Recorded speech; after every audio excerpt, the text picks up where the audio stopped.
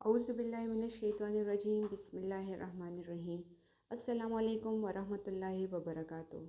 Dear student, I welcome you from PMS Madnan campus to the first lecture of class 7 इस्लामियात. ये आप लोगों की इस्लामियात की किताब है बरह जमात हफ्तम Khyber Pakhtunkhwa text book board Peshawar की.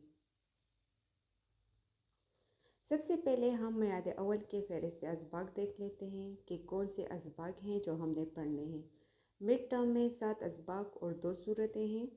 रसूलों पर ईमान, इबादात, फ़तह मक्का, ग़ज़वा हुनैन, मियाँ रवी, मेहनत की अज़मत और हज़रत आयशा रज़ी अल्लाह ताला अन्हा. तहरीरी सूरतें हैं सूरह ज़िलज़ाल और सूरह कारिया. नाज़रा में हैं पारे 11 ता 13.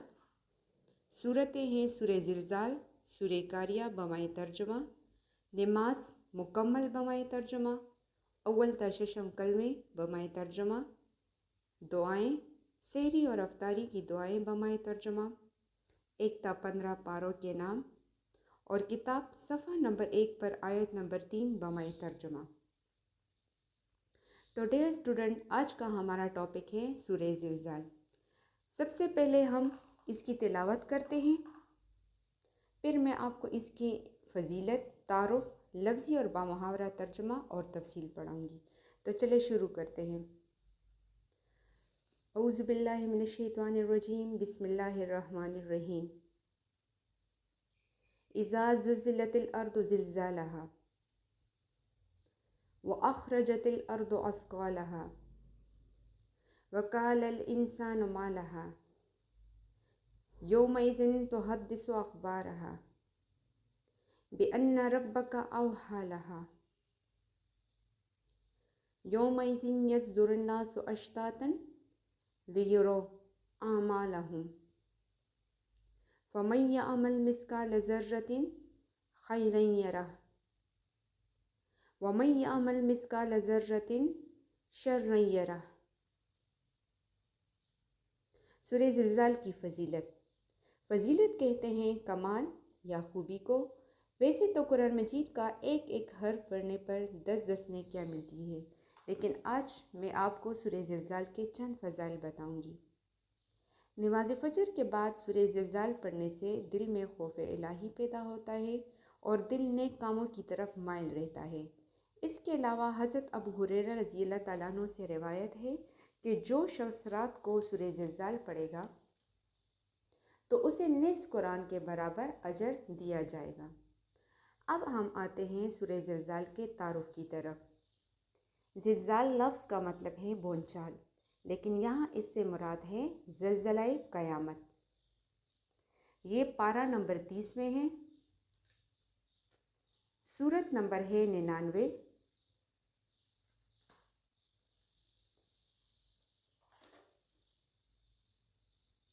रुकू इसमें 1 है, आयात 8 हैं, कलमात 35, हरूफ 139 और इसके मक्की या मदनी होने में इख्तिलाफ है.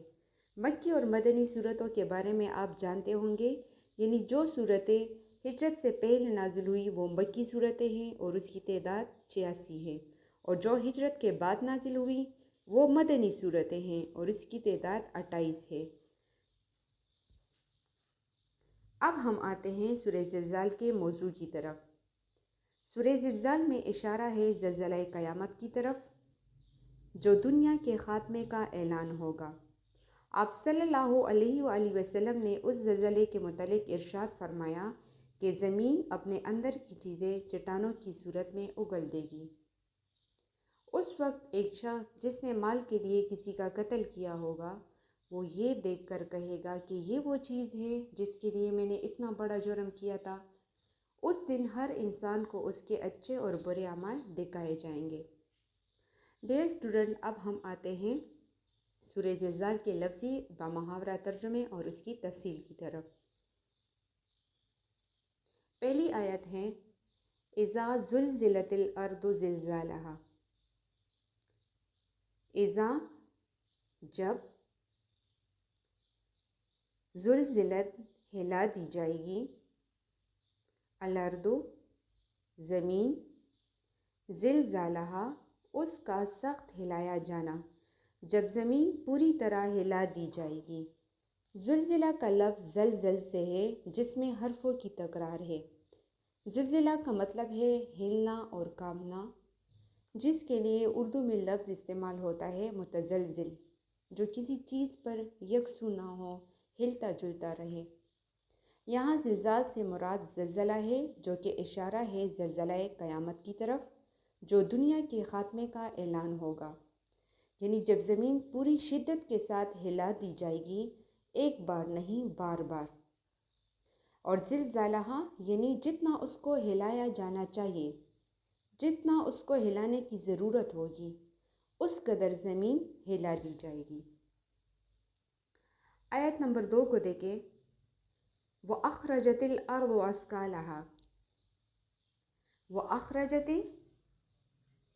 اور باہر نکال دے گی، الارض زمین، اثقالہا اپنے بوجھ، اور زمین اپنے بوجھ باہر نکال پھینکے گی، یعنی زمین کے اندر کچھ بھی باقی نہیں رہے گا، زندہ مردہ سمندری مخلوقات، اور اس طرح اللہ جانے کیا کچھ اس کے اندر مال و متاع ہے۔ کچھ چیزیں تو انسان نے دریافت کی ہیں، مثلاً دانتیں، سونا، چاندی، پیٹرول وغیرہ۔ کچھ ایسی بھی ہو سکتی ہیں جو اب تک انسان کے علم میں نہیں آئیں۔ بہرحال جو کچھ بھی زمین کے اندر ہے وہ سارا کچھ باہر نکل آئے گا، اور یہ صرف مادی صورت میں نہیں بلکہ جو اعمال انسان زمین پر کر رہا ہے اس کی گواہیاں زمین پر ثبت ہو رہی ہیں، وہ ساری کی ساری بھی باہر آ جائے گی۔